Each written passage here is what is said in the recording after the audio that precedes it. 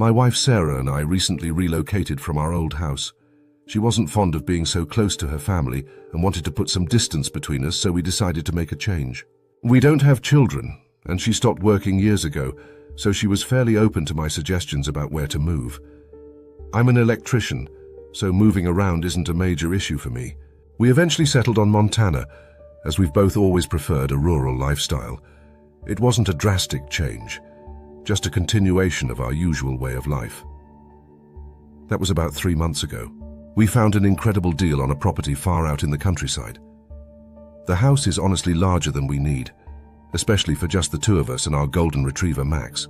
But we thought we could put the extra space to good use, perhaps even hosting some new friends we might make. We'd been settled in for a few months when I started noticing something strange. The upstairs lights kept tripping the circuit breakers, but the rest of the house would still have power. This happened a couple of times, and I knew exactly what the problem was. As I mentioned, I'm an electrician, so this kind of thing is my specialty. I figured it would be a simple fix, just a matter of redistributing the load on the breaker, which was likely located downstairs. It's always satisfying to be able to fix things yourself. To be honest, I hadn't spent much time in the basement since we moved in. There wasn't really a need to. We'd briefly looked it over when the realtor showed us the place, but I didn't pay much attention. Come to think of it, I don't believe I'd been down there even once since then. Anyway, I went downstairs and started looking for the main breaker. The basement was quite cluttered and definitely not a space that could be easily used. It looked more like a storage room than a basement. Eventually, I found the main breaker and started tinkering with it. After about 10 minutes, I identified the load imbalance and decided to rewire it later when I had more time. At that point, I was about to head upstairs, but curiosity got the better of me. I figured, since I was already in the basement, it wouldn't hurt to have a look around. After all, it's my house and I should know every inch of it. Most of the space was filled with old furniture and junk. There wasn't anything particularly interesting down there, and I concluded that transforming it into a usable space would be too much work. That's when I noticed something odd in the far corner of the basement. Behind a stack of old wooden chairs was a large metal door. It was strange because it wasn't just any ordinary door. It looked industrial grade, much taller than a standard door, and quite thick. I walked over to it, and my suspicions were confirmed. It looked like the kind of door you'd find securing a walk-in safe or a panic room. My first thought was that it might be a tornado shelter or something similar, but that seemed like an odd surprise that the realtor would have mentioned. I tried to open it, but the handle wouldn't budge. It was locked. I immediately went upstairs and started searching through the drawer of keys that the previous owners had left behind. I tried about 15 keys, but none of them worked. I eventually told Sarah about it, and she was just as curious as I was. Somehow she managed to get in touch with the previous owners. It was that phone call that turned my curiosity into concern. They were a bit odd on the phone, pausing frequently, as if they were carefully considering their words or trying to avoid saying too much. I wish I had recorded the conversation. When I asked about the door, they went quiet. Eventually, the wife said it was just a safe room in case of a tornado. I told her that was great, but we couldn't use it since it was locked. After another pause, she claimed they had lost the key and told us to ignore it. That seemed highly unlikely, considering they had left us keys to random doors we'd probably never need to lock. The way she said it gave me a really bad feeling, but there was nothing I could do. We ended the call shortly after, as they clearly weren't interested in making small talk.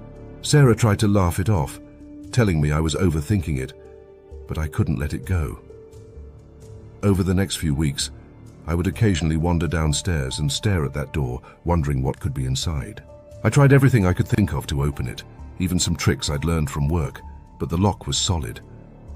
I eventually gave up for about a week, but my curiosity always returned. Fast forward to 2 days ago, when things took a dramatic turn. After much persuasion from my wife, I decided to hire a locksmith. He came over and started working on the lock. After about 30 minutes, I went downstairs to check on him. He told me that the lock was unusually complex for a simple panic room. I was worried he wouldn't be able to open it, but to my surprise, he managed to crack it after another half hour. I wish he hadn't. Inside the room, it was like some kind of shrine. There were old black and white photographs on the walls, all covered in strange symbols I didn't recognize. In the center was a chair facing the wall, as if someone had spent countless hours sitting there, staring at nothing. In one corner there was a cot with crumpled blankets, smelling stale and unpleasant. Then I noticed the trash. Empty chip bags, crumpled water bottles. The realization hit me like a ton of bricks. Someone had actually been staying down there, and not that long ago. I was dumbfounded. I didn't think the situation could get any worse, but of course it did. As I was trying to process everything, I noticed a second door on the far right side of the room. It was small and partially hidden in the dim light, but it was there. I opened it and realized it led to a set of stairs that went to the cellar door outside the house. I felt like such an idiot. I hadn't even thought to check the cellar door when we moved in, assuming it led to the basement. In all the time we'd lived there, I had never opened it. My bewilderment soon turned to terror. Someone had been living in my house for who knows how long. Things started to make sense. Since moving in, my wife and I had noticed a few strange occurrences we couldn't explain. Most of the time it was just things going missing, which I had attributed to my wife's tendency to misplace things. But this discovery changed everything. Someone had been living in our house. I had to repeat that thought several times to fully grasp the situation. I didn't know who had been in there or why, but I knew I didn't want them coming back. I tried calling the previous owners, demanding an explanation and even threatening legal action, but they wouldn't pick up. Either they disconnected their number, or they simply didn't want to deal with it. Sarah was freaked out, and I was too. That night, I took some heavy furniture and barricaded the cellar door from the inside. I found a heavy-duty chain and padlocked it shut. I didn't care what it took. I wasn't going to let anyone sneak back in through that door. The police arrived and took a full report, promising to do their best to contact the previous owners. We even called our realtor, who was horrified, and offered to assist the police in any way she could. That night, as we were getting ready for bed, we heard it.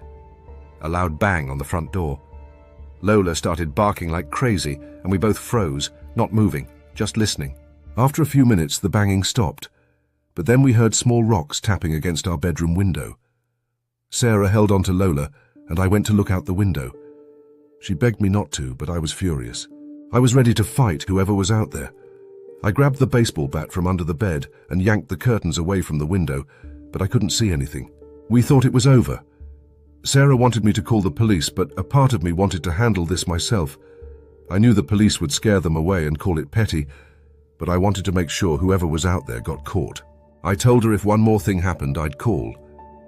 But then, from downstairs, I heard the sound of glass shattering.